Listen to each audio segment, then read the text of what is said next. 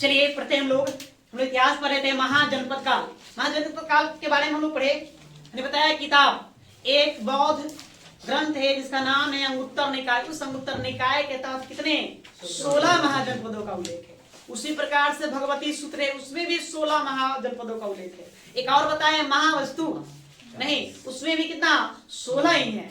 अष्टधाई पाणिनि द्वारा रचित उसमें कितना है 40 है। हमने 16 महाजनपदों को देखे। उन 16 महाजनपद में 7 उत्तर प्रदेश में है, 3 बिहार में है, नहीं एक राजस्थान में है, इसको क्या कहते हैं मत्स्य, एक दिल्ली में कुरु, नहीं एक मध्य प्रदेश में अवंती, एक जम्मू कश्मीर में जाएंगे तो आपको वहां पर क्या मिल जाएगा कंबोज, एक आप पाकिस्तान में चल जाइए तो वहां आपको मिलेगा गंधार, और साउथ इंडिया में गोदावरी नदी के किनारे स्थित एक था अस्मक।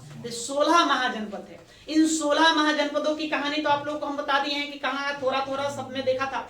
नहीं अब देखिएगा कि इन 16 महाजनपद धीरे धीरे करके मगध साम्राज्य में समावेशित हो जाएगा। मतलब मगध महाजनपद जो था वही वर्तमान में सबसे शक्तिशाली महाजनपद बन जाएगा।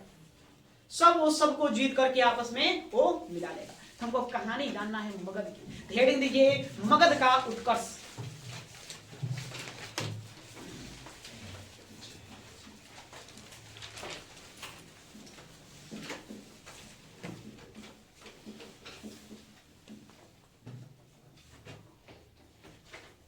मगध का उत्कर्ष।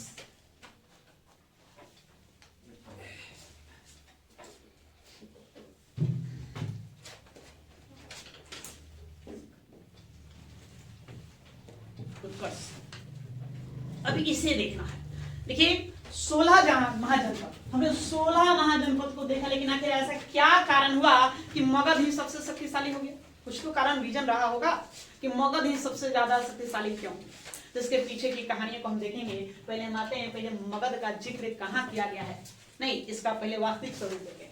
देखिए आप पुराण पढ़ेंगे, सबसे पहले आप जाइए अथर्ववेद में, तो अथर्ववेद में पहली बार मगध का उल्लेख मिलता है। मगध का उल्लेख पहली बार कहाँ मिलेगा?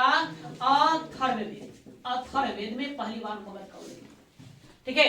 वही हम आप ऋग्वेद में आइए, किसमें? ऋग्वेद में। तो आपको हम बताए हैं कि ऋग्वेद में जो मगध जो क्षेत्र है उसके लिए कीकट शब्द का प्रयोग मिलता है। कीकट शब्द नहीं, इसको क्या कहा गया है? कीकट कहा गया है।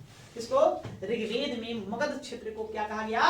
कीकट है। दोनों बातें याद करने वाली। पहली बात आपसे पूछा जाएगा कि पहली बार मगध का उल्लेख कहाँ मिलता है, तो मगध का उल्लेख पहली बार अथर्ववेद में मिलता है। फिर पूछा जाता है कि ऋग्वेद में मगध क्षेत्र को क्या कहा गया, तो ऋग्वेद में मगध को कीकट कहा गया।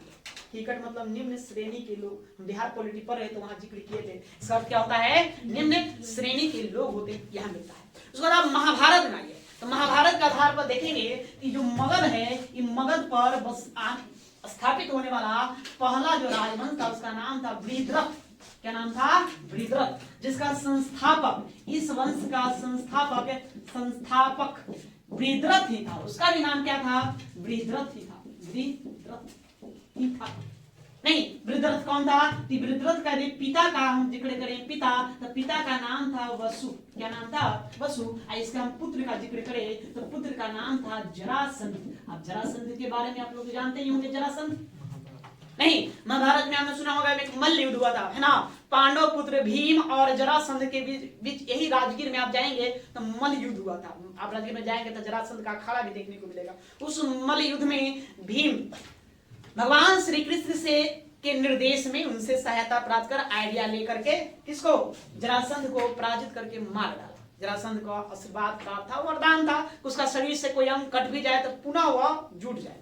यही था ना महाभारत में। आप देखें उस सीरियल में यही दिखाया गया। तो जरासंध को देखते थे, दोनों पैर पकड़ कर फाड़ देते थे बीच में, फिर भी जुट जाता था। कृष्ण ने एक पत्तियां को फाड़ करके इशारा किया कि इसको दाएं बाएं भेजो, उल्टा भेजो, फेंको। नहीं, एक ही दिशा में समान दिशा में फेंकोगे तो फिर आकर चिपक जा रहा है, फिर वो जिंदा होकर हा कर रहा है ना जी। ये सीरियल देखे हमने, उसमें बचपन में ही देखे थे, है ना? बड़ा ही आनंदित आता था, देखो भाई कैसा आदमी है, ठीक है, सोचते थे। तो उन्होंने विपरीत दिशा में फेंकने की बात की है। तो हम क्या जानेंगे? सबसे पहले हम अगर महाभारत के आधार पर चले तो महाभारत में जिक्र किया गया एक वृद्रथ नामक व्यक्ति का। इसी वृद्रथ के द्वारा वृद्रथ वंश का स्थापना किया गया था। वृद्रथ वंश का स्थापना किया, जिसका संस्थापक कौन था? वृद्रथ था। वृत्रत वंश के बारे में जिक्र मिलता है, जिसका संस्थापक वृत्रत था। वृत्रत के पिता का नाम था वसु, इसी का पुत्र का नाम था जरासंध। इसी वसु ने कौन, वसुमती का स्थापना किया। वसुमती की शहर है जो वर्तमान में क्या कहलाया, राजगिरी। इसी का नाम गिरिब्रज हुआ और गिरिब्रज से यही फिर क्या बन गया, राजगिरी बना, राजगिरी बना। और वर्तमान में हम इसको राजगीर कह देते हैं। क्या कह देते हैं, राजगीर, राजगीर कह देते हैं। ठीक है, तो वृत्रत वंश की राजधानी कहाँ थी, वसुमती राजधानी थी। वही वसुमती गिरिब्रज बना, गिरिब्रज ही राजगिरी कहलाया, राजगिरी ही आज क्या कहलाता है, राजगिर कहलाता है। ठीक है, इस वृत्रत वंश का अंतिम जो राजा था उसका नाम था पुरंजपे। पुरंजपे, क्या नाम था, पुरंजपे। ठीक है, पुरंजपे जो ये बड़ा ही कमजोर है, अयोग्य शासक था। इसी का एक मंत्री था, उसका नाम था पुलिक। क्या नाम था, पुलिक नाम था। पुलिक ने पुरंजपे की हत्या कर दिया और अपने पुत्र को गद्दी पर बैठा दिया। यहाँ से वृत्रत वंश समाप्त हो गया। तो क्या हमको जानना है ना, अभी तक में आपको ध्यान में रखना है कि मगध का उल्लेख पहली बार हमें अथर्ववेद में देखने को मिलता है। ऋग्वेद में मगध क्षेत्र को क्या कह दिया, कीकट कह दिया। अगर हम महाभारत के आधार पर चले, महाभारत के आधार पर चले तो महाभारत में उल्लेखित है कि इस राजगृह में स्थापित पहला जो राजवंश था उसका नाम था वृत्रत। उसकी स्थापना कौन किया था, वृत्रत नामक व्यक्ति ने किया था। वृत्रत का ही पिता का नाम था वसु, जिसने वसुमती की स्थापना की। वही वसुमती आगे चलकर गिरिब्रज कहलाया और गिरिब्रज ही आज वर्तमान में राजगृह कहलाता है। ठीक है, इसी वृत्रत का पुत्र था जरासंध, जो बड़ा प्रतापी था। इसने कई राजाओं को, कई शासकों को पराजित किया था, बड़ा ही प्रतापी राजा था। नहीं, लेकिन ये भी भीम द्वारा मल्ल युद्ध में पराजित होकर के क्या किया, मारा गया। तो जरासंध के बाद इस वंश का जो अंतिम राजा है उसका नाम पुरंजपे देता है। पुरंजपे कहा जाता है, यह एक अयोग्य शासक था। इसकी अयोग्यता के कारण उसी का अपना मंत्री, जिसका नाम पुलिक था, इसकी हत्या कर दिया। हत्या करके उसको गद्दी पर बैठा दिया। ठीक, इतना समझ के बाद तो पहले आप इतना लिखेंगे, उसके बाद हम कहानी आगे देखेंगे। लिखिए, मगध का उत्कर्ष, मगध का उत्कर्ष। देखिए, मगध का उल्लेख पहली बार, मगध का उल्लेख पहली बार अथर्ववेद में मिलता है। अथर्ववेद में मिलता है।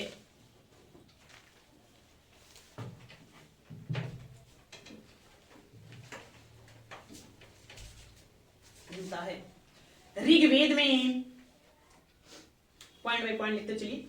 अगला, ऋग्वेद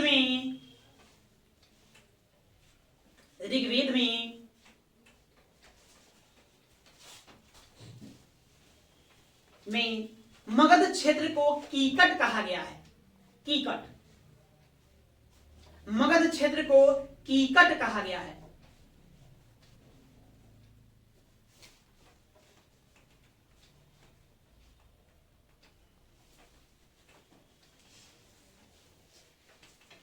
कीकट कहा गया है। आगे, मगध के प्राचीन इतिहास की रूपरेखा, मगध के प्राचीन इतिहास की रूपरेखा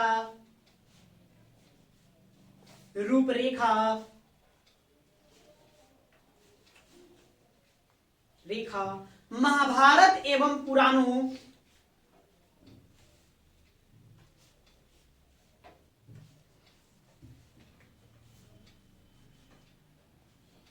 महाभारत एवं पुराणों में देखने को मिलती है।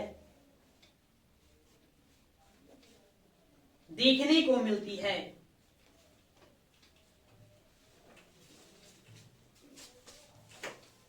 इन ग्रंथों के अनुसार, इन ग्रंथों के अनुसार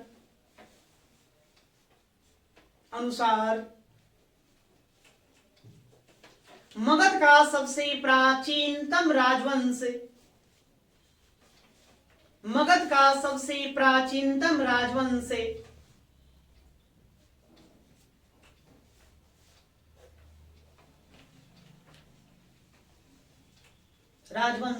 बृहद्रथ वंश था। बृहद्रथ वंश था।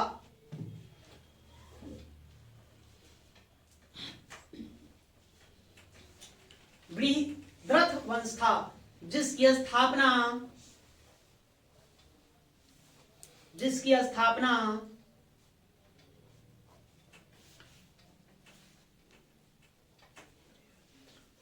बृहद्रथ ने किया था।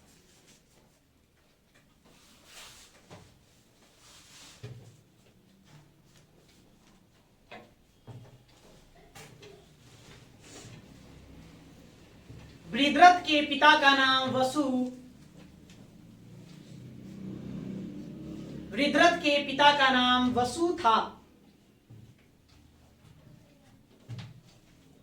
वसु था जिसने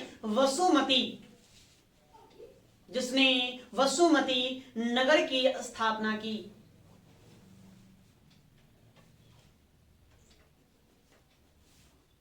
जिसने वसुमती नगर की स्थापना की।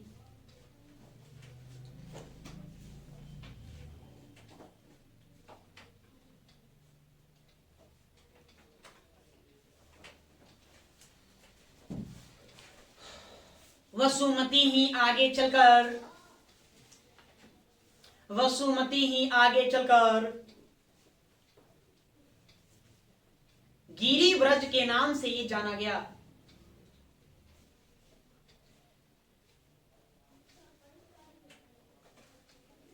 गिरिव्रज के नाम से जाना गया।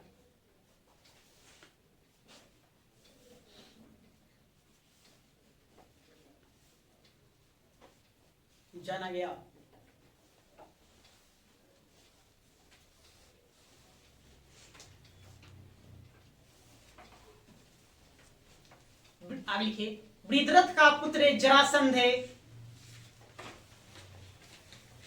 बृहद्रथ का पुत्र जरासंध है। इस वंश का सबसे प्रतापी शासक था। इस वंश का सबसे प्रतापी शासक था।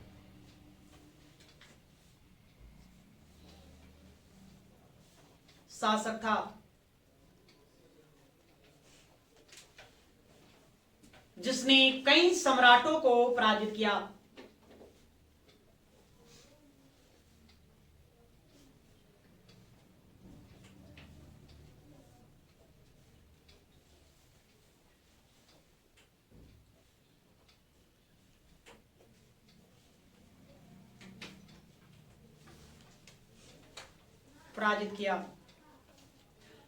आगे, महाभारत के अनुसार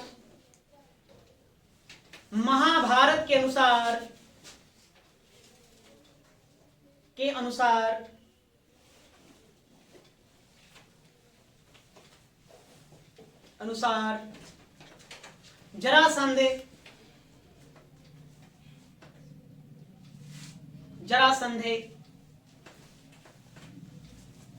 श्री कृष्ण के निर्देश में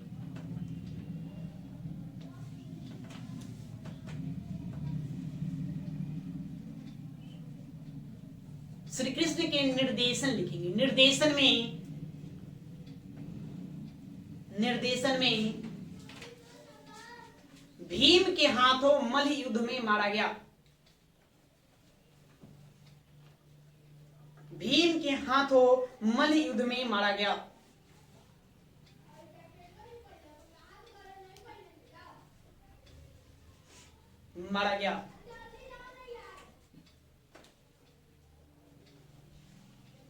ठीक है,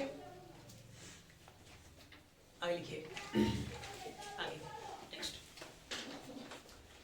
बृहद्रथ वंश का अंतिम शासक है।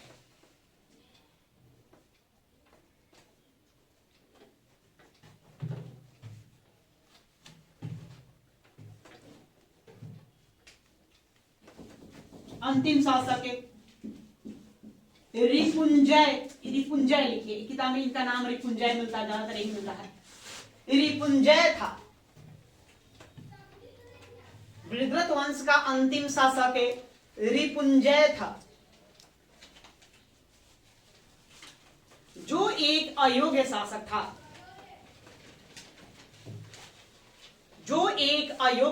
था।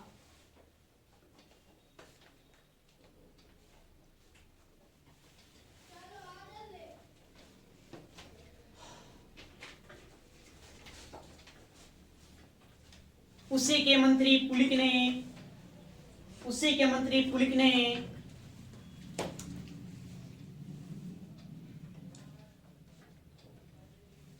पुलिक ने उसकी हत्या करवाकर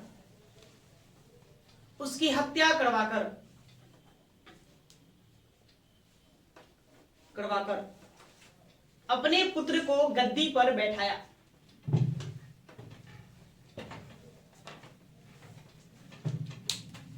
अपने पुत्र को गद्दी पर बैठाया।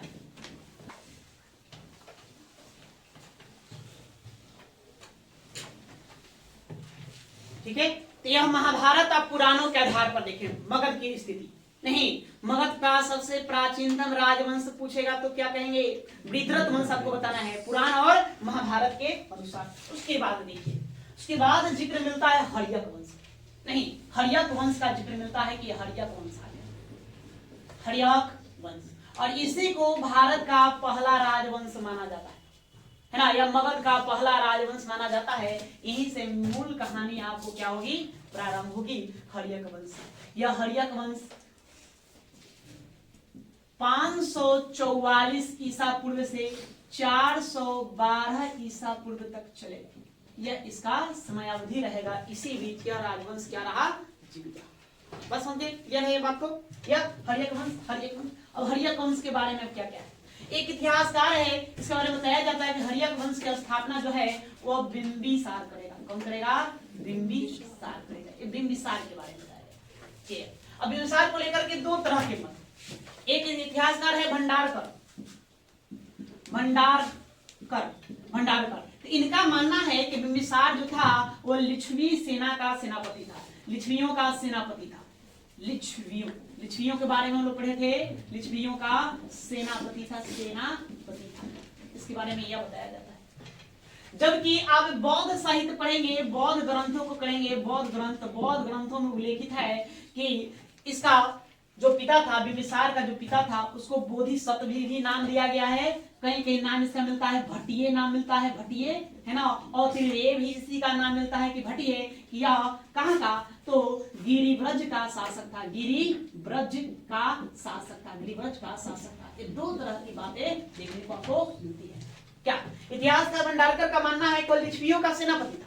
लिच्छवियों के सेनापति के बाद वो मगध का क्या बन गया? शासक बन गया, सुल्तान बन गया। और उसने बिंबिसार ने हर्यक वंश का स्थापना किया, हर्यक वंश। लेकिन बौद्ध ग्रंथ पढ़ेंगे तो उसमें लिखा हुआ है कि एक व्यक्ति था जिसका नाम था भट्टिये। इसी भट्टिये ने 15 वर्ष की अवस्था में अपने पुत्र बिंबिसार को कहां बिठा दिया? मगध की गद्दी पर बिठा दिया। तो दो तरह के यहाँ से तर्क देखने को मिलता है। बात समझ में आ गया? नहीं, ये जो हर्यक वंश था, इस हर्यक वंश को भारत के इतिहास में प्रीतहंता वंश भी कहते हैं। इसी को कहा जाता है प्रीतहंता वंश। क्यों प्रीतहंता वंश कहते हैं? कहा जाता है कि ऐसा राजवंश था जिसके शासक अपने पिता की हत्या करके गद्दी पर बैठा। जैसे इसमें आपको मिलेगा अजात बिंबिसार। तो बिंबिसार की हत्या उसी का पुत्र अजात शत्रु कर देगा। अजात शत्रु उसका पुत्र था, वो कर दिया। अजात शत्रु की हत्या, है ना, उसी का पुत्र उदयन या उदयन या उदयभद्र, जो भी नाम है ना, इसका कई नाम देता है, उदयन इसी ने कर दिया। फिर इसका हत्या इसी का पुत्र नागदशक ने कर दिया। मुंडक, है ना, मुंडक ने कर दिया। और इसी तरह से बात बताया जाता है कि जितने भी राजा आए अपने पिता की हत्या करके आए, इसलिए इस वंश को हम क्या कह देते हैं? प्रीतहंता वंश भी कह देते हैं। ठीक है, जो भी हो, ये बिंबिसार बड़ा ही प्रतापी राजा था, योग्य राजा था। इसने क्या किया? अपने साम्राज्य का तीव्र गति से विकास किया। कैसे विकास किया उसी के बारे में हमको जानना है। इसने क्या किया? नहीं, इसने सबसे पहले इसने अपने साम्राज्य का विस्तार करने के लिए कई तरह की नीतियों को अपनाया। शत्रुता भी किया, सैनिक कार्रवाई भी किया, सैन्य अभियान भी चलाया। सैन्य अभियान क्या करेगा? तो सैन्य अभियान चलाएगा। सैन्य अभियान चलाकर इसने अंग को पराजित कर दिया। अंग का उसमें राजा ब्रह्मदत्त था। पीछे पढ़े कि ब्रह्मदत्त को पराजित करके अंग को किसने मिला गया था? मगध में मिला गया। सैन्य अभियान उसको मिला गया। तो डायरेक्ट पहले सैन्य अभियान कर देगा? नहीं, पहले अपने शक्तियों को मजबूत किया। तो शक्तियों को मजबूत करने के लिए उसने कूटनीति का सहारा लिया। वैवाहिक संबंध स्थापित किया। वैवाहिक संबंध स्थापित करके इसने अपने आप को मजबूत बना लिया। नहीं, इसने शादी किया किससे? तो लिच्छवी राजकुमारी से शादी किया।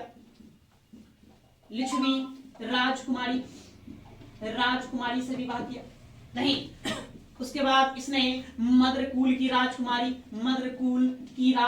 से विवाह किया। मद्रकुल की राजकुमारी पंजाब में पड़ता है, वहां विवाह किया। ठीक है, इसमें विदेह की राजकुमारी है ना वासमती से विवाह किया, वासमती से भी विवाह किया।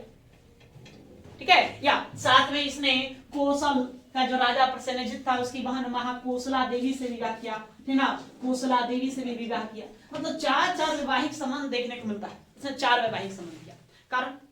कारण देखा कि हम जहां स्थित है, हम कहां स्थित है, तो इसका राज्य आप देखिए कहां स्थित है। ये लोग गंगा आ रही है, गंगा के बाद यहाँ से सोन मिले, गंगा सोन के संगम पर एक राज्य बना हुआ था। ये क्या था? मगध था। इसके इधर में अंग था, अंग जो बड़ा ही ताकतवर था अंग। गंगा के उस तरफ जाएंगे तो यहाँ पर लिच्छवी लोग थे, वैशाली वज्जी लोग थे, वज्जी। इधर आएंगे तो इधर में आपको क्या मिलेगा? कोसल मिलेगा, कोसल। ठीक है, कोसल मिलेगा। इसका एक कोना इधर में आएंगे तो फिर आपको मिल जाएगा अवंती, मिल जाएगा। चारों तरफ शक्तिशाली राज्य क्षेत्र बसा हुआ है। तब क्या करेंगे? अपनी स्थिति को मजबूत करेंगे। तो मजबूत करने के का कई सारे उपाय है। इसमें सबसे अच्छा उपाय क्या देखा? वैवाहिक संबंध। नहीं भाई, लिच्छवी राजकुमारी क्षेमा से विवाह कर लिया, उधर से अच्छा मतलब कि मित्रता हो गया।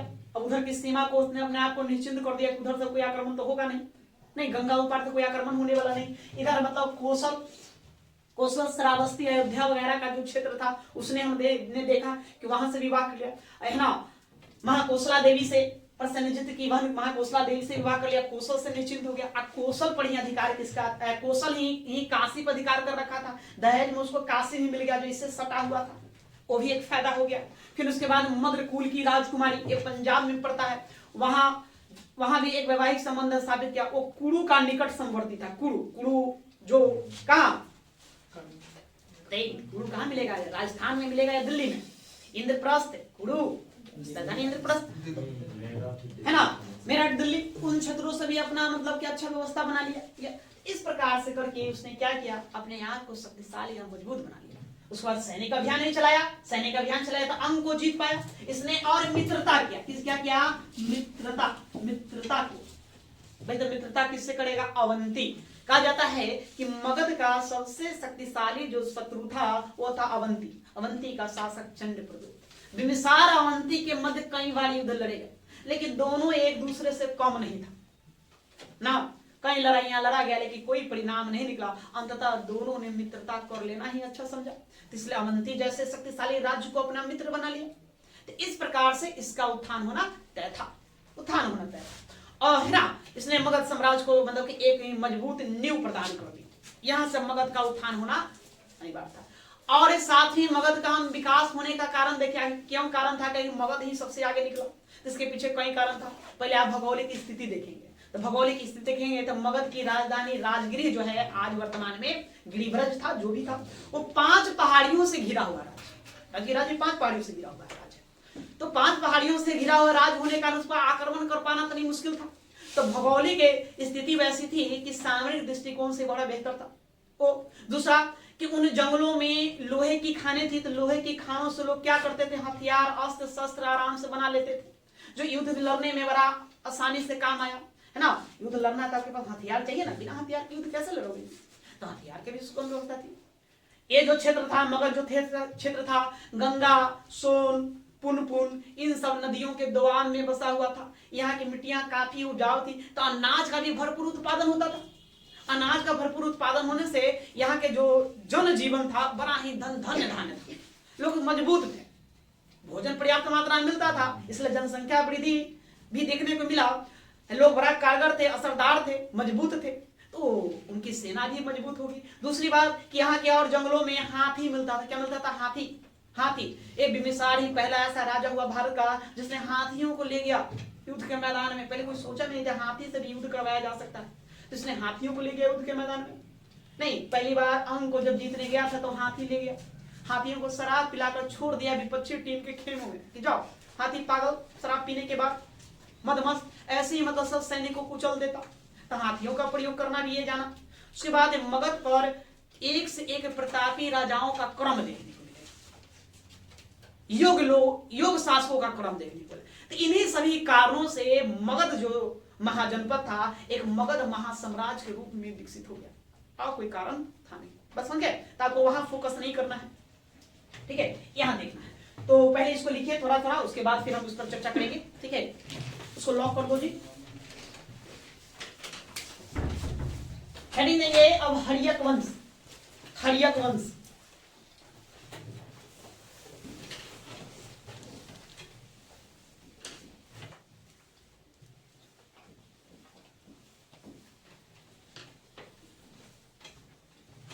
लिखिए।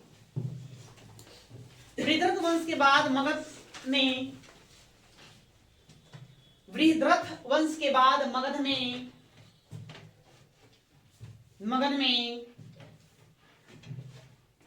जो नया राजवंश सत्ता में आया,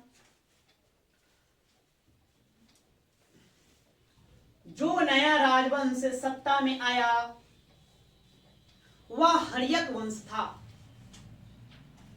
वह हर्यक वंश था।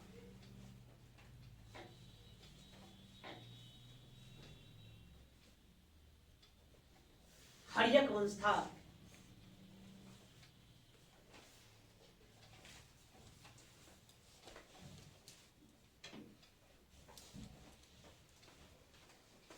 हर्यक वंश को प्रीतहंता वंश भी कहा जाता है।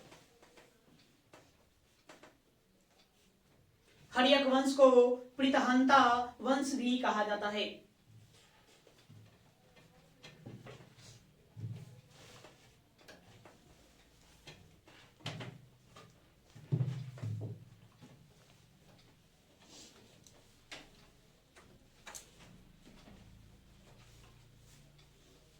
कहा जाता है। बौद्ध मतानुसार, मतलब बौद्ध ग्रंथों के अनुसार, बौद्ध मतानुसार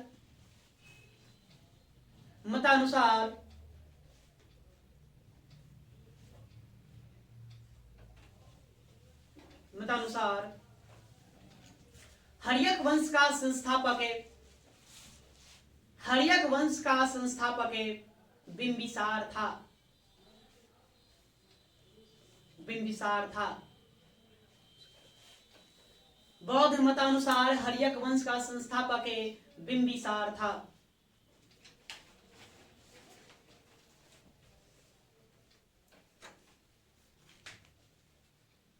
हर्यक वंश नाग वंश का एक उप शाखा था।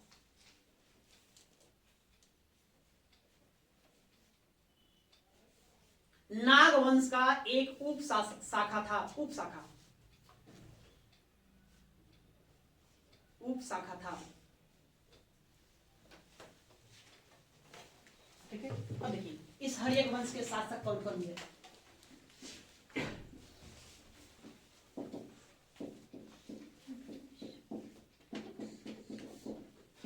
हर्यक वंश के शासक, इसमें पहला जो राजा होगा उसका नाम बिंबिसार। क्या नाम है उसका? बिंबिसार।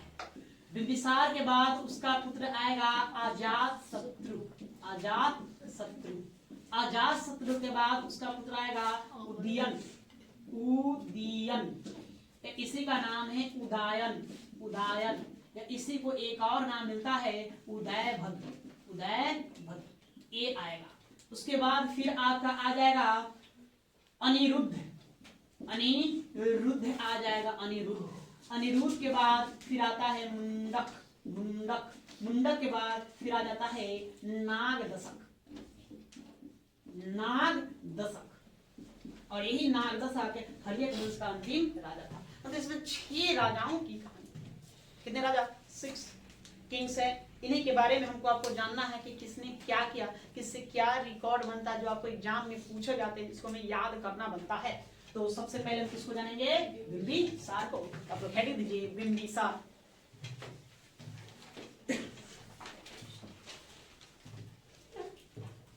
बिंबिसार पहला।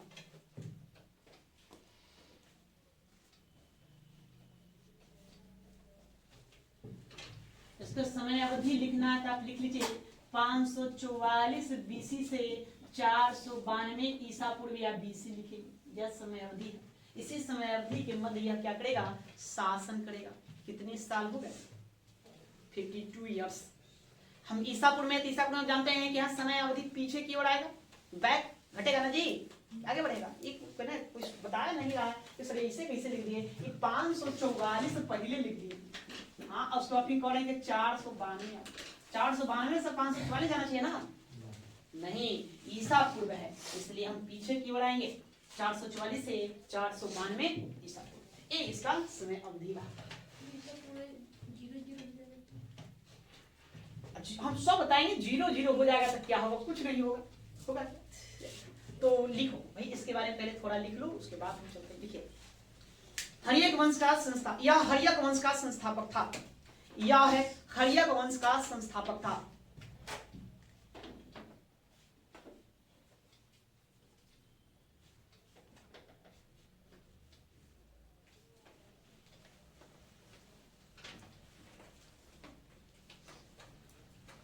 संस्थापक था।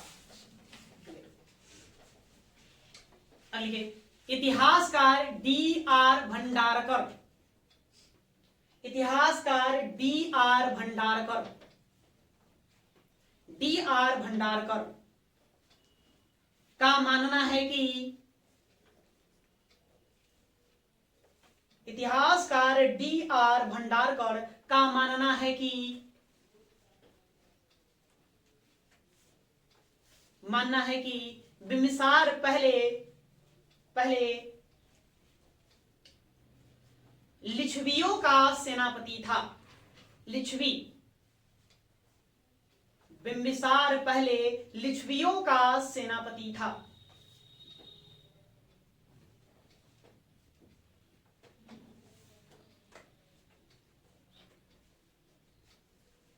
और बाद में मगध का शासक बना,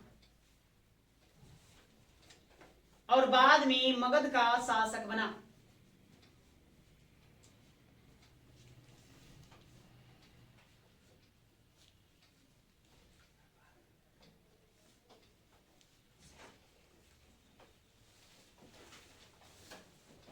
और बाद में मगध का शासक बना।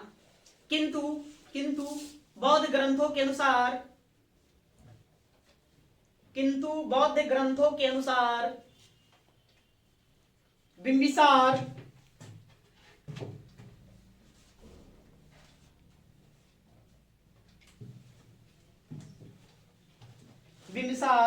का पिता बोधिसत्व,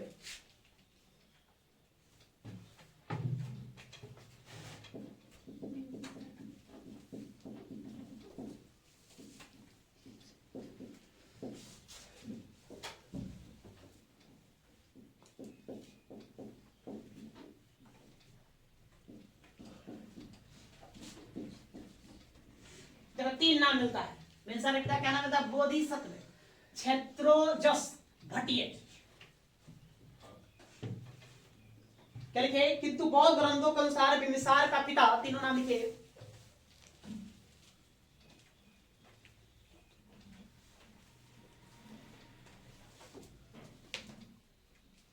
बोधिसत्व, क्षेत्रोजस भट्टिये गिरिब्रज का शासक था। गिरिब्रज का शासक था।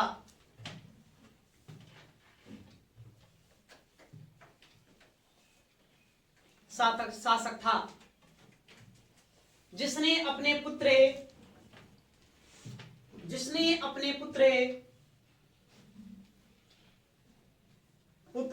बिम्बिसार को 15 वर्ष की अवस्था में, बिम्बिसार को 15 वर्ष की अवस्था में मगध की गद्दी पर बैठाया।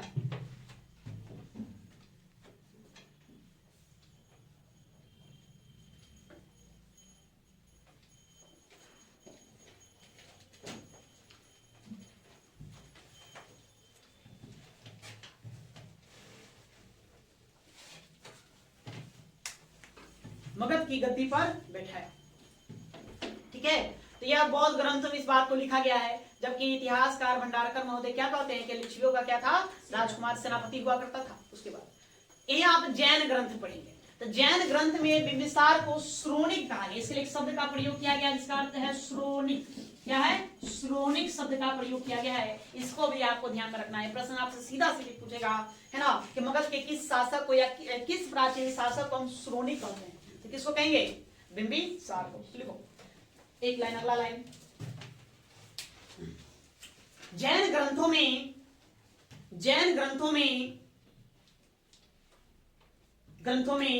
बिंबिसार को श्रोणिक कहा गया है। जैन ग्रंथों में बिंबिसार को श्रोणिक कहा गया है।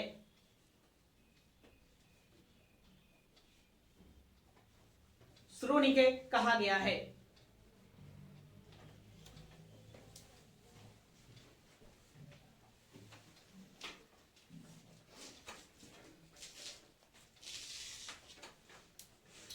बिंबिसार इस वंश का सबसे महान शासक था।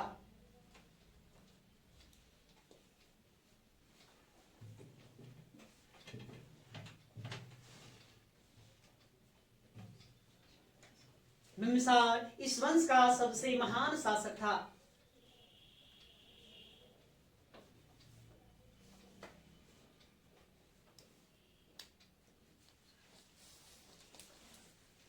वह एक महत्वाकांक्षी शासक था।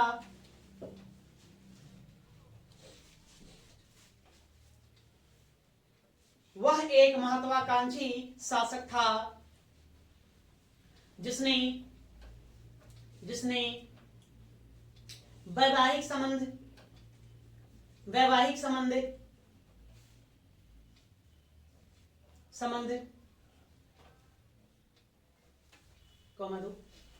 कूटनीति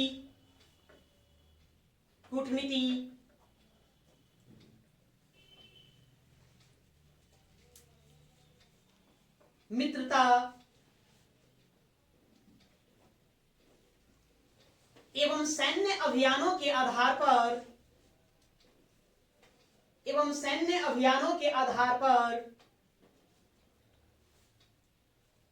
पर अपने साम्राज्य का विस्तार किया।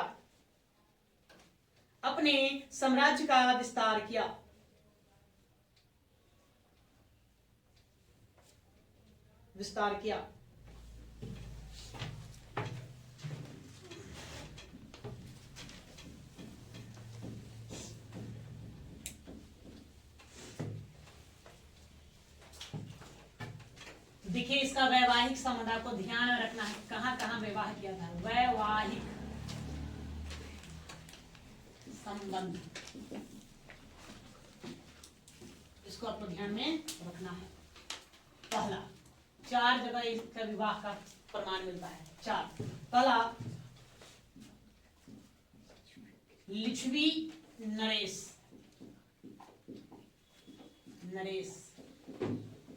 चेटक की बहन।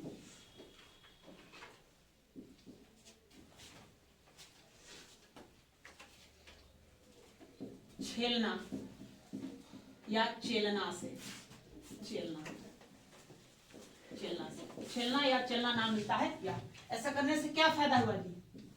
उत्तरी जो सीमा थी, उत्तरी सीमा सुरक्षित हो गई। मतलब अब उत्तर की ओर से कोई आक्रमण होने की संभावना नहीं दिखती है, ना गंगा पार हो अपना निश्चिंत कर लो। ठीक है।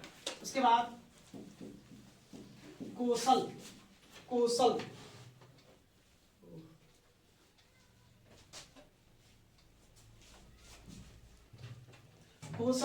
नरेश प्रसेनजीत की बहन। अच्छा, ये बहन है, दोनों बहन नहीं होगा, ये पुत्री होगी। कौन होगी? पुत्री। कौशल नरेश प्रसेनजीत की बहन महाकोसला देवी से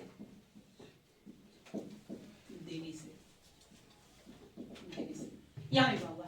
इससे क्या हुआ भाई? तो दहेज में काशी मिल गया।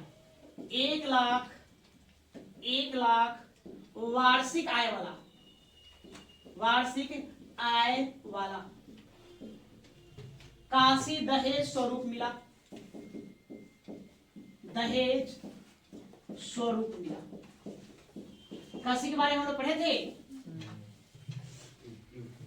उत्तर प्रदेश, बनारसी, 80 और वरुणा नामक नदियों के मध्य स्थित था वाराणसी, ये पढ़े थे। हमने पढ़ा था कि कौशल का एक राजा था, उसका नाम था कंस। उसी कंस ने क्या किया, काशी को जीत कर किसे मिला दिया था, कौशल में मिला दिया था। उसी कंस के पुत्र का नाम क्या था, महाकौशल।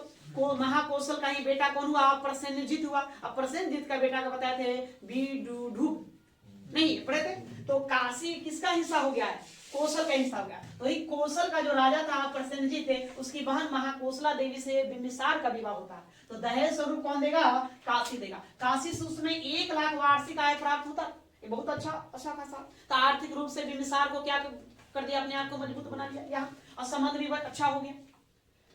नहीं अब मतलब कि पश्चिम में और उत्तर की सीमा से कोई आक्रमण भी ना होगा। फिर उसके बाद और विवाह करेगा मद्रकुल। मद्रकुल ये पंजाब में, कहा, पंजाब की राजकुमारी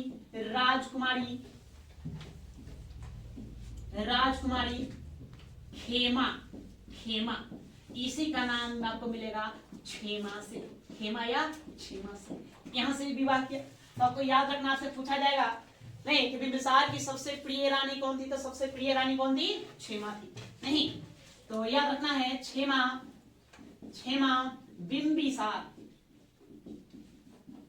बिंबिसार की सबसे प्रिय रानी थी,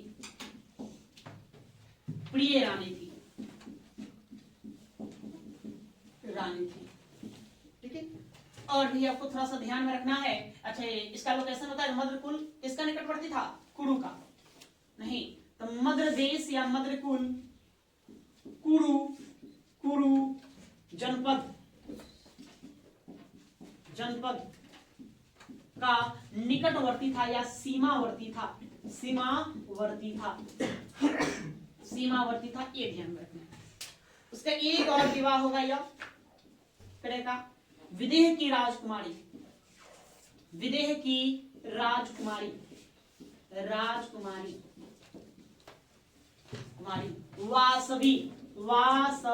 वासवी या वासमती से, ये विदेह कहां मिलेगा, वज्जी के बाद आप ऊपर जाइए नेपाल के तराइयों के पास, तो वहां क्या था, विदेह था। तो 4 वैवाहिक संबंध उसने स्थापित किया, और इन वैवाहिक संबंधों का स्थान उसने अपने आप को क्या बना लिया, शक्तिशाली या मजबूत बना लिया। ठीक है, चलो इसको उतार दे।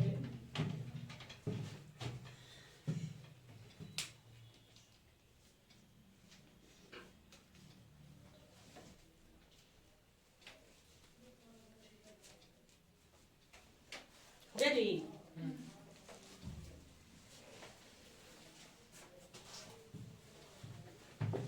तो बात समझ में आ गया, ये तो आपको इसको याद करना, सारी बातों को याद करना होगा। नहीं या किनके से विवाह किया, तो 4 लक्ष्मी नरेश चेटक की पुत्री छलना या चलना से, इससे उत्तरी सीमा क्या हो गई, सुरक्षित हो गई। गंगा उपार सब आक्रमण का भय समाप्त हो गया। कौशल नरेश प्रसेनजीत की बहन महाकौशला देवी से, हम इसकी कहानी और आगे भी देखेंगे, महाकौशला देवी से।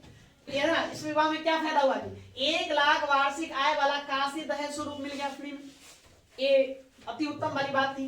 उसके बाद मद्रकुल जो पंजाब में थी कि राजकुमारी खेमा या क्षेमा से, क्षेमा को याद करना है कि सबसे प्रिय पत्नी थी, और एक विवाह विदेह की राजकुमारी वासवी या वासमती के साथ हुआ। इतना विवाह होने के बाद, इतना शादी विवाह करने के बाद वो क्या किया, अपने आप को मजबूत बना लिया।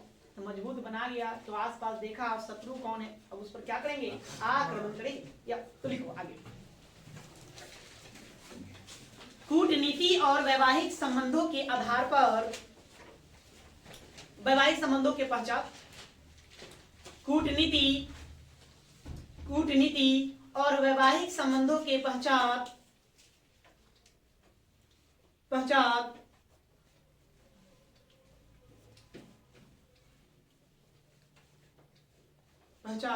अपनी स्थिति सुदृढ़ करने के बाद,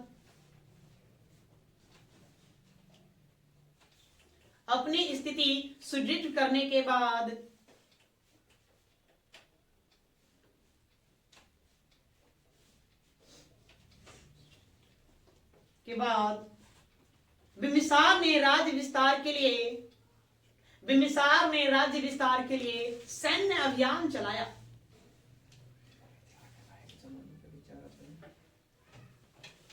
सैन्य अभियान चलाया।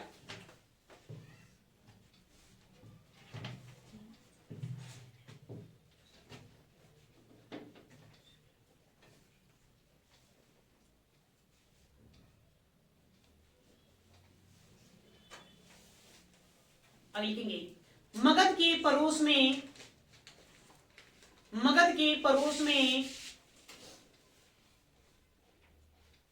में सबसे शक्तिशाली राज्य मगध के पड़ोस में सबसे शक्तिशाली राज्य मगध के पड़ोस में सबसे शक्तिशाली राज्य अंग जनपद था।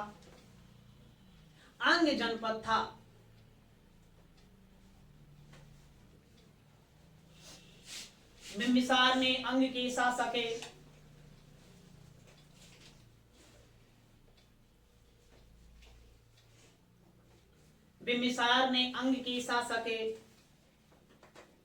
ब्रह्मदत्त को पराजित कर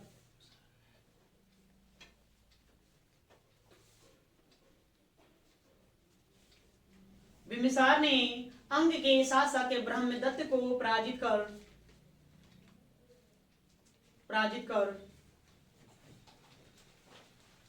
अंग को अपने राज्य में मिला लिया।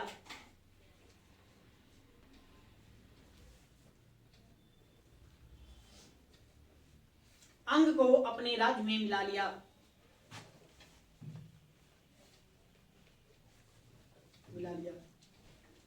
और वहां के शासक और अपने पुत्र अजातशत्रु को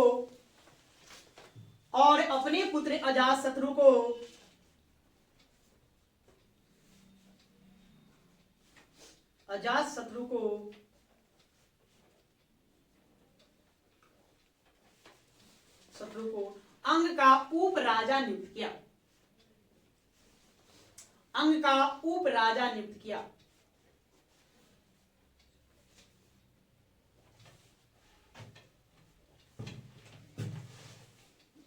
ठीक है, बात समझ में आएगी। पहले हम पढ़े थे कि अंग को किसने जीता था, बिम्बिसार ने जीता था, उसे मगध में मिला लिया था। यहाँ भी वही बातें हैं, आप यहाँ अंडरलाइन करेंगे, है ना। उप राजा अजातशत्रु, उप राजा किसको बनाया, अजातशत्रु। ये प्रश्न आपसे पूछा जाएगा। देखिए प्रश्न घुमा कर पूछा गया है कि शासक बनने से पूर्व अजातशत्रु कहाँ का गवर्नर था। उप राजा मतलब कि वही गवर्नर, कहाँ का, अंग का, कहाँ का, अंग का। अगर अंग ऑप्शन में ना रहेगा तो उसकी राजधानी चंपा रहेगी। अंग की राजधानी कहाँ थी, चंपा थी। ये भी हम लोग पढ़ चुके हैं, जब ये ध्यान में रखना है। अब आगे नेक्स्ट देखिए, मगध की वास्तविक शत्रुता देखेंगे। मगध की वास्तविक शत्रुता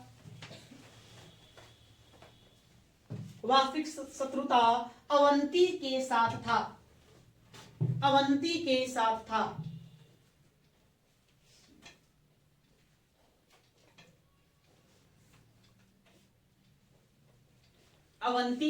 था।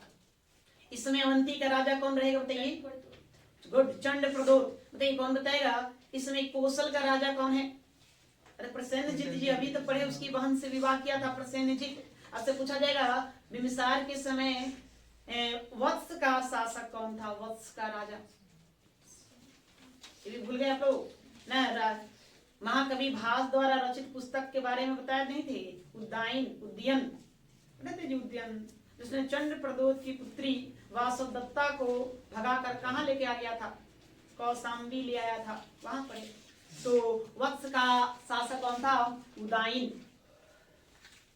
सब नहीं किया, ध्यान में नहीं है, कोई बात नहीं। तो इन सब बातों पर ध्यान दे। इसी तरह से आपसे प्रश्न पूछेगा एग्जाम में, जोर करके पूछ लेता है। क्या लिखे, मगध की वास्तविक शत्रुता अवंती के साथ था। अवंती नरेश चंडप्रद्योत लिखेंगे। अवंती नरेश चंडप्रद्योत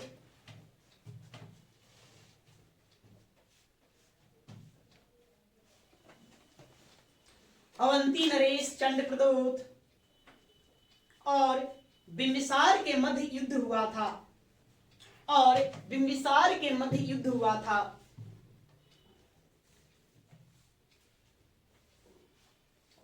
युद्ध हुआ था।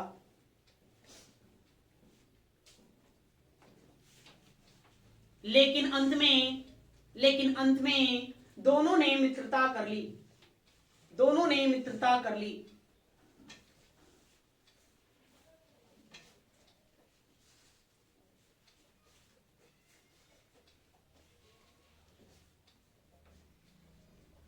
ठीक है, दोनों दोस्ती करना है उच्च संख्या।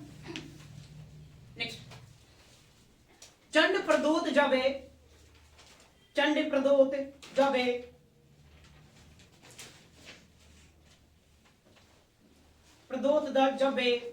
पांडु रोग, पांडु मतलब उसको पीलिया रोग कहते हैं, पांडु रोग से ग्रसित था,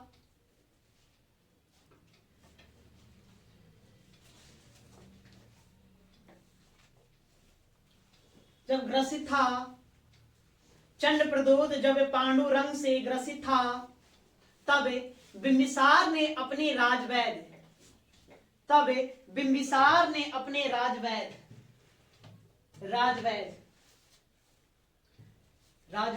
जीवक को उपचार के लिए भेजा था। जीवक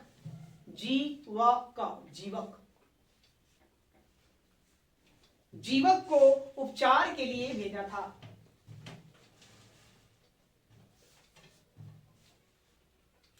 राजवैद जीवक को अंडरलाइन करिए।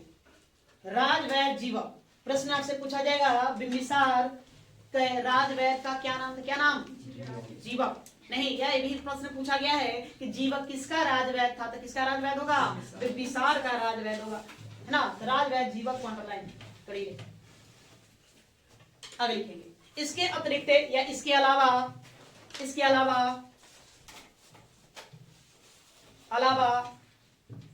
बिंबिसार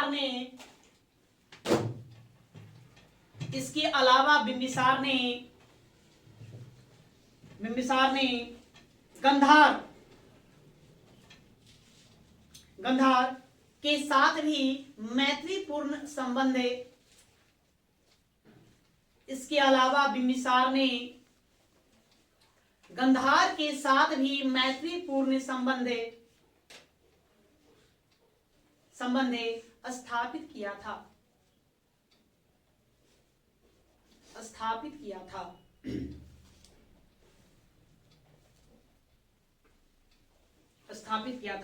गंधार नरेश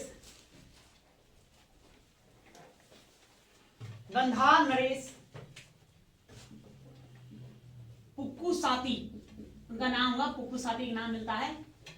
गंधार नरेश पुक्कुसाती क्या लिखेंगे? पुक्कुसाती, बढ़िया नाम है ना जी। आने वाले पीढ़ियों का भी नाम रख देना भाई, अपना है ना, संतानों का भी नाम, बढ़िया नाम लग रहा है। अब ऐसा नाम कहा, तो सब सीरियल में देख कर नाम रख लेता है। ऐसा नाम रखता है तो भाई लेने बड़ा अजीब लगता है ना, क्या करें। गंधार नरेश पुक्कुसाती, गंधार का राजा था, ने बिंबिसार के दरबार में अपना राजदूत भेजा था। अपना एक राजदूत भेजा था।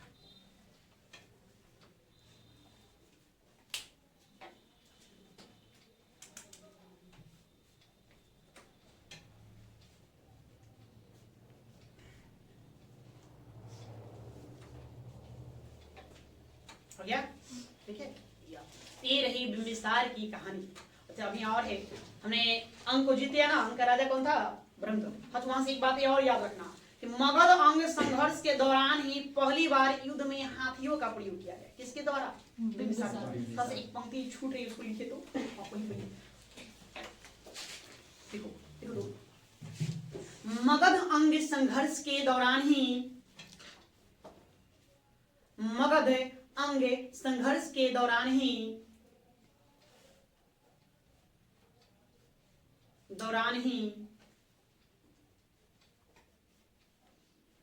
बिंबिसार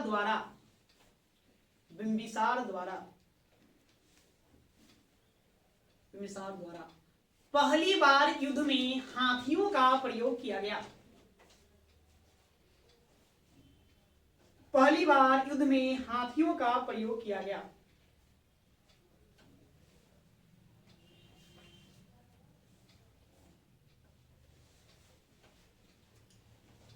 ठीक है,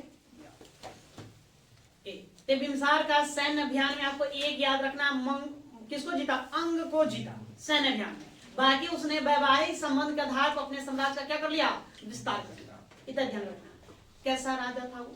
तो बिम्बिसार एक धर्म सहिष्णु राजा था। कैसा राजा? धर्म सहिष्णु। धर्म सहिष्णु कहने का मतलब क्या जी?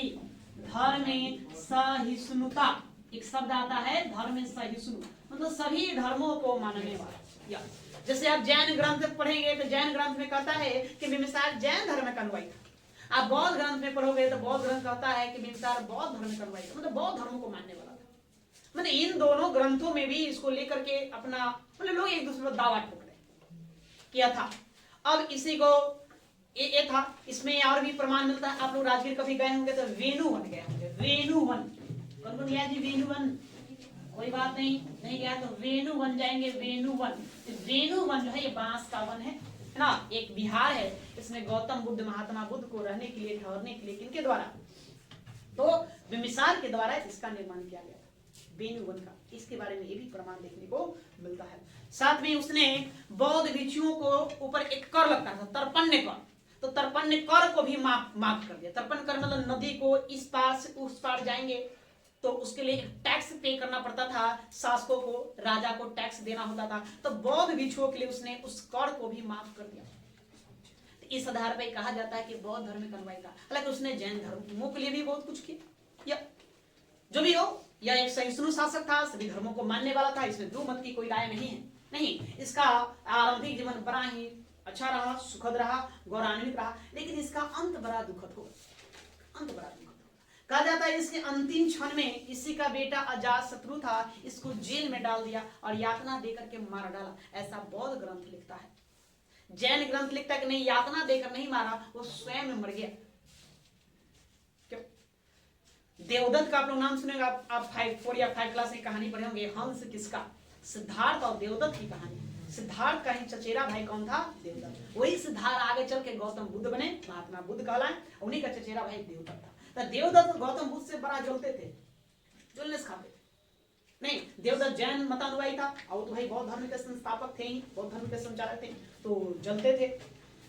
देवदत्त ने अजातशत्रु को माथ मर दिया, कहते हैं बहका देना, नहीं प्रभाव, उसको उस पर अपना प्रभाव डाल देना, वही बहका दिया, माथ मर दिया। जिसके कारण उसने अजातशत्रु ने क्या किया कि अपने पिता बिम्बिसार को जेल में ले जाकर बंद कर दिया, जैन धर्म अपनाने के लिए, है ना। कहा जाता है कि अजातशत्रु दबाव डाला कि आप जैन धर्म अपना लीजिए, है ना। नहीं सुना तो अंततः उसको ले जाकर जेल में डाल दिया और यातना दे करके मार डाला। ऐसा बौद्ध साहित्य कहता है। जैन साहित्य कहता है नहीं, अजातशत्रु ने अपने पिता बिम्बिसार को जेल में डाला, ठीक है, लेकिन मारा नहीं, वो खुद हद से मर गया। अपने पिता से मिलने के लिए गया था तलवार लेकर के, तो है ना, तो देख करके ही मर गया वो हद से। तो भाई पिता से मिलने तलवार लेके जाओ, अरे पिताजी हैं, फूल माला लेके जाओ, नहीं थोड़ा सा अच्छा व्यंजक लिया। पहली बात तो जेल में डालो ही मत, नहीं, पहली बात तो यही है। तो ये दोनों ग्रंथों में अपना विवाद है ना। विवाद किस लिए? अब अजातशत्रु जैन मतानुयायी है, क्या है? जैन धर्म को मानने वाला। अजातशत्रु पूर्णतः उसका स्वरूप यही देखा जाता है, जीवन का अंतिम क्षण में बौद्ध धर्म अपना लेवल बात, लेकिन वो मूलतः वो जैन धर्म को मानेगा। तो जैन धर्म को मानने वाला अजातशत्रु है, तो जैन सहित अजातशत्रु बुरा बताएगा, तो दिक्कत वाली बात है। ये भी एक बात हो सकती है ना। आप सोच सकते हैं मतलब आखिर उस जैन ग्रंथों में ऐसा क्यों लिखा? तो ये था, लेकिन बौद्ध धर्म को तो मानने वाला था नहीं, इसलिए बौद्ध धर्म उसके बारे में बुरा लिख दिया। ये हो सकता है। जो भी हो, बात आप समझ गए, क्लियर है। इतना तय है कि इसने अपने पिता को जेल में डाल दिया, है ना, जेल में ही उसका मृत्यु हो गया। तो बिम्बिसार का अंतिम जीवन बड़ा ही क्या रहा? दुखद रहा, सुखद रहा, दुखद रहा। नहीं तो कोई काल कोठरी में बंद कर देगा तो क्या लगेगा? आनंद आएगा? बिल्कुल आनंद। तो दुखद। तो एक कुछ पॉइंट है, इसी को लिख करके बिम्बिसार की कहानी यही हम क्या करते हैं, समाप्त करते हैं। देखिए, बिम्बिसार एक धर्म सहिष्णु शासक था। बिम्बिसार एक धर्म सहिष्णु शासक था।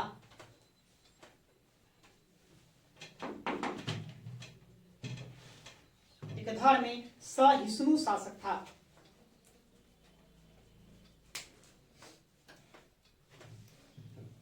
शासक था।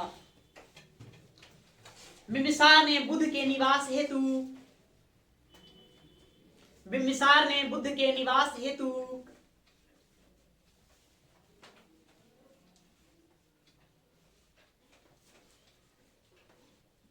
बुद्ध के निवास हेतु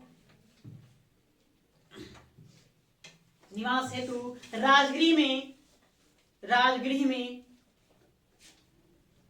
वेणुवन नामक बौद्ध विहार का निर्माण करवाया। वेणुवन नामक बौद्ध विहार का निर्माण करवाया।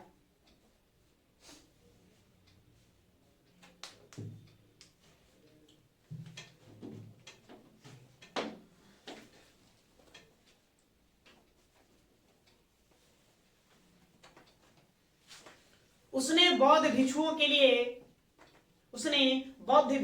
लिए तर्पण नामक कर को भी समाप्त कर दिया। तर्पण, वहां रुकेंगे तर्पण के पास। उसने बौद्ध भिक्षुओं के लिए तर्पण, क्या लिखेंगे? तरप आधा न या ऐसे लिख दो भाई, तर्पण। ओके, कोष्ठ में लिख दो, नदी पार करने के बदले लिया जाने वाला कर। नदी पार करने के बदले, तर्पण में लिखिए बुआ, नदी पार करने के बदले लिया जाने वाला कर।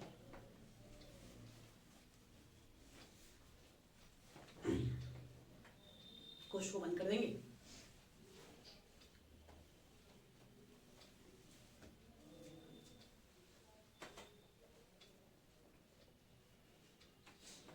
क्या? उसने बौद्ध भिक्षुओं के लिए तर्पण नामक कर को भी समाप्त कर दिया। तर्पण नामक कर को भी समाप्त कर दिया।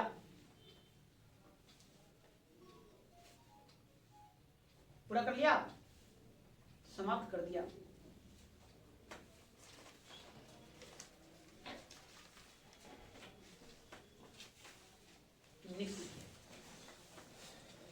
नेक्स्ट, किंतु बिंबिसार का अंतिम जीवन दुखद रहा।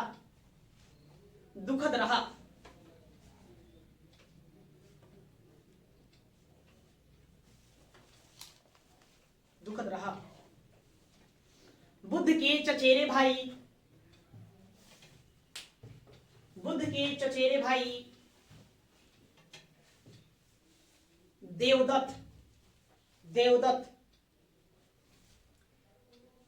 देवदत्त के बहकावे में आकर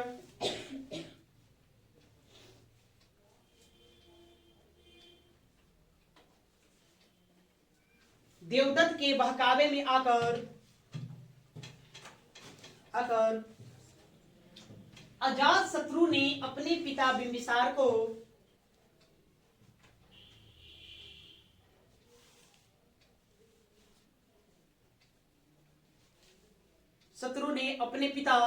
बिंबिसार को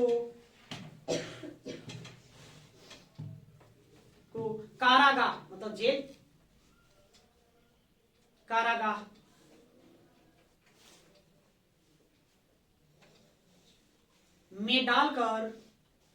में डाल दिया।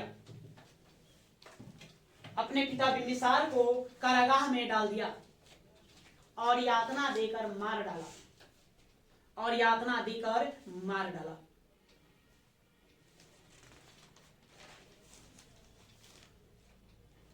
ठीक है, तो किस ग्रंथ के अनुसार ये बातें हैं? बौद्ध की जैन? बौद्ध, जैन नहीं, जैन कहेंगे। चलिए, ये हो गया। अब हम आगे पढ़ेंगे अजातशत्रु। यह 492 से 460 ईसा पूर्व तक शासक रहेगा। लेकिन यहाँ से कहानी हम अब कल देखेंगे, आज नहीं, कल हम लोग अजातशत्रु को पढ़ेंगे। ठीक है, तो आज के लिए